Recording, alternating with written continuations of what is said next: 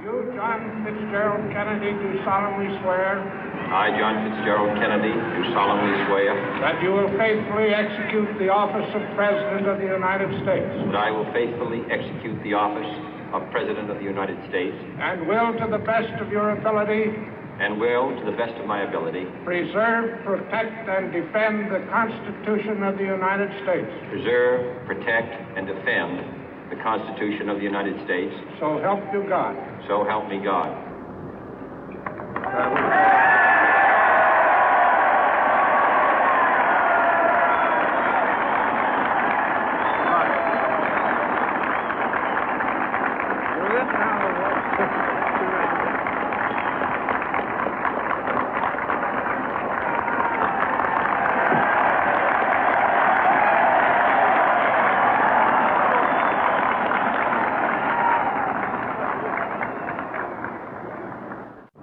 Vice President Johnson, Mr. Speaker, Mr. Chief Justice, President Eisenhower, Vice President Nixon, President Truman, Reverend clergy, fellow citizens.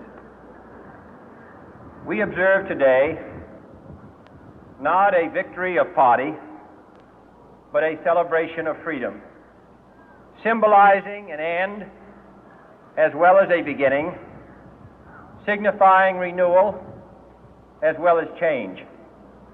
For I have sworn before you and Almighty God the same solemn oath our forebears prescribed nearly a century and 3/4 ago. The world is very different now, for man holds in his mortal hands the power to abolish all forms of human poverty and all forms of human life. And yet the same revolutionary beliefs for which our forebears fought are still at issue around the globe. The belief that the rights of man come not from the generosity of the state, but from the hand of God. We dare not forget today that we are the heirs of that first revolution.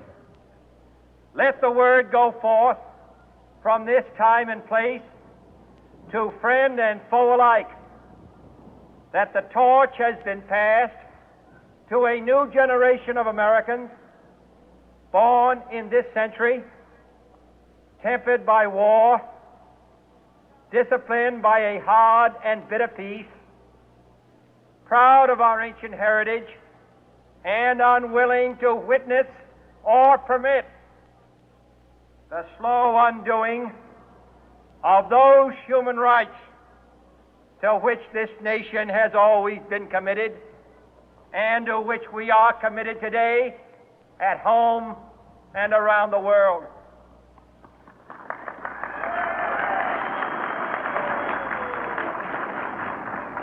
Let every nation know, whether it wishes us well or ill, that we shall pay any price, bear any burden, meet any hardship, support any friend, oppose any foe to assure the survival and the success of liberty.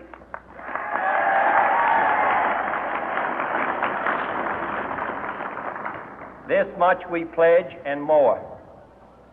To those old allies whose cultural and spiritual origins we share, we pledge the loyalty of faithful friends. United, there is little we cannot do in a host of cooperative ventures. Divided, there is little we can do, for we dare not meet a powerful challenge at odds and split asunder.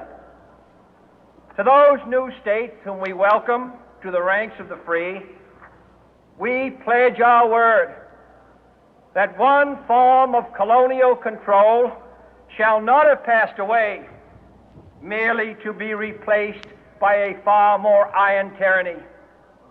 We shall not always expect to find them supporting our view, but we shall always hope to find them strongly supporting their own freedom, and to remember that in the past, those who foolishly sought power by riding the back of the tiger ended up inside.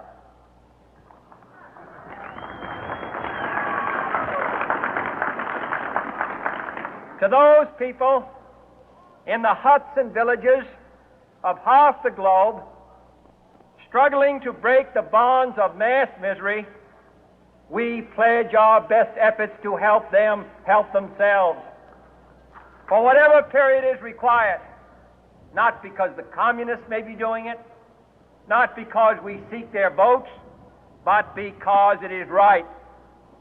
If a free society cannot help the many who are poor, it cannot save the few who are rich.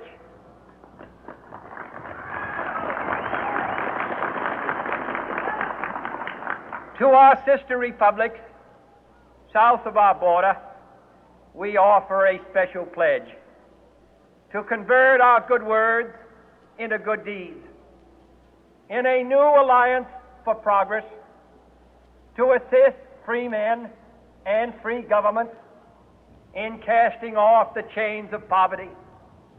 But this peaceful revolution of hope cannot become the prey of hostile powers. Let all our neighbors know that we shall join with them to oppose aggression or subversion anywhere in the Americas. And let every other power know that this hemisphere intends to remain the master of its own house.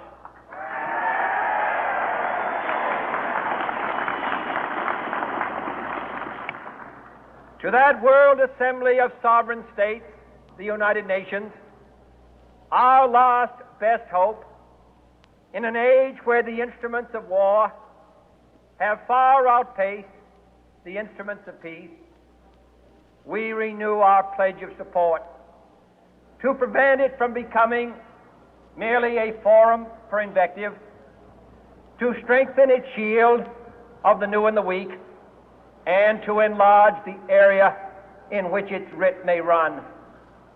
Finally, to those nations who would make themselves our adversary, we offer not a pledge, but a request that both sides begin anew the quest for peace. Before the dark powers of destruction, unleashed by science, engulf all humanity,